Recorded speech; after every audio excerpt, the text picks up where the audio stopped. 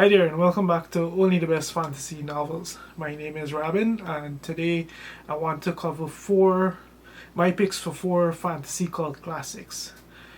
These are novels that are criminally underread, and they're some of the best in the genre. Typically, the readers who get to them have very strong feelings about them one way or the other. They either really love them or they either really hate them. One thing that I think very few people are going to argue is that they're certainly considered classics of the genre for one reason or another. Um, so without further ado, I'm going to get into the list, and the first one I want to highlight is actually the one that inspired me to just come up with these four recommendations, and it is Robert Holstock's Mythical Wood. Um, Mythical Wood is a very unique novel. It's very strange, it's very eldritch. It's the story of a very unusual forest in England and the absolutely mythic sense of events that occurs there, and the trials and tribulations of the families that live on and near the border of this forest. Um, it's just so breathtaking, imaginative, creative, and it just has this rich sense of eldritch otherness that you can't help but love.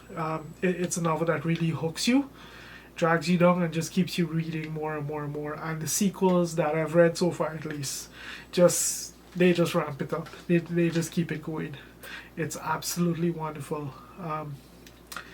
Like I said, this is a novel that many readers who read it have very strong feelings about. Um, and yeah, definitely worth checking out. There's a whole reason that Robert Holstock, despite not having written too many novels, has an entire award named after him, right? Um, my next pick is one of my all-time favorite fantasies. It's probably a fantasy a number of you who follow my channel at least have probably gotten sick of hearing about by this point, but I'll bring it up yet again, and that is Hope Merrilies' Lud-in-the-Mist. This, for me, is probably the single best written fantasy novel featuring the fairy realm of anything I've ever read, and with the very possible exception of Susanna Clarke's Jonathan Strange and Mr. Norrell. Honestly, it's a toss-up. I do think I did enjoy Lud-in-the-Mist more, oddly enough, and it's just a marvelous book. It's a story of a mayor who gets dragged into who gets dragged into dealing with the fairy realm when a child in his town unknowingly eats forbidden fairy fruit, and it causes some interesting things to happen. It's just an absolutely rich, evocative, wonderfully written novel. Probably the single most underread fantasy novel I've ever come across that is absolutely, definitively a classic of the genre. I can't believe more people don't know about this novel, don't speak about this novel, don't encourage people to read this novel when there's so many books being written that are just pale comparisons of the pale shadows of what this book does and how it does it. Absolutely breathtaking novel. My third pick is probably the one most readers would have heard of on this list, and that's Mervyn Peake's Gormenghast. Gormenghast is arguably the strangest novel and series of novels that I've read to date. It's definitely more on the literary side of fantasy, but it's just strange and rich and absolutely weird. There's no other way to put it. It's just breathtakingly weird. It's for many people, it's just a towering masterpiece of fantasy. It's what fantasy could have been if Tolkien hadn't intervened. And honestly, I can definitely see that. It's Gormenghast is, without a shadow of a doubt, one of the most unforgettable novels I've ever read in my entire life. Not just fantasy, novels in period. It's just dense, it's just strange, it's just so unique. It just weirds you out, and it just captivates you, and it hooks you from start to finish. This is definitely one of the more polarizing novels on this list, because it's just so, the Marvin Peake's writing is just so,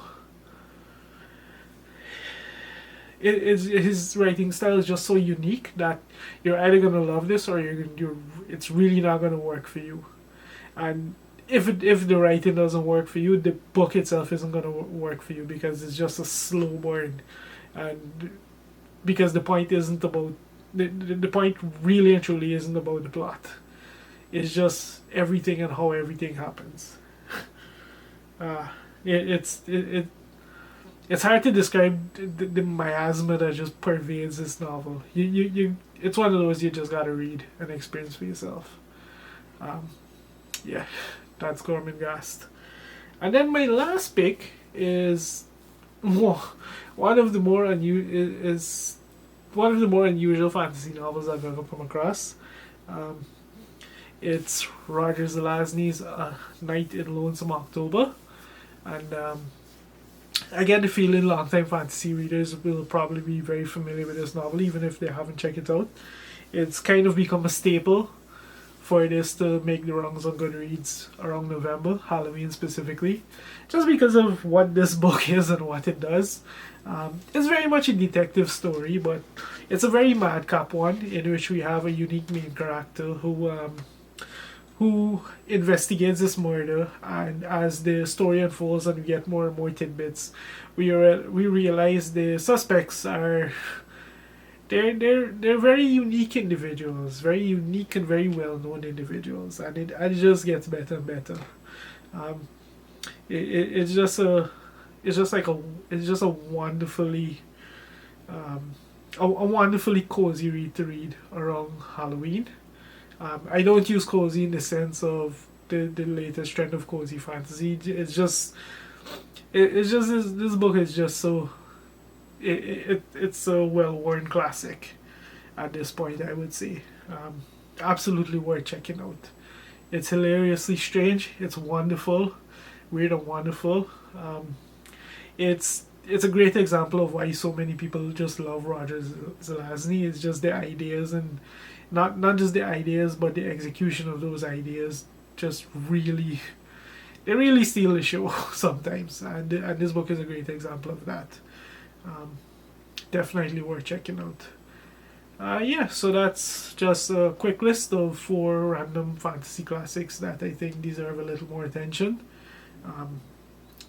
Called classics at their finest. Have you read any of these in this list? Let me know what your thoughts in the comments, and if you've made it this far, thank you very much for watching.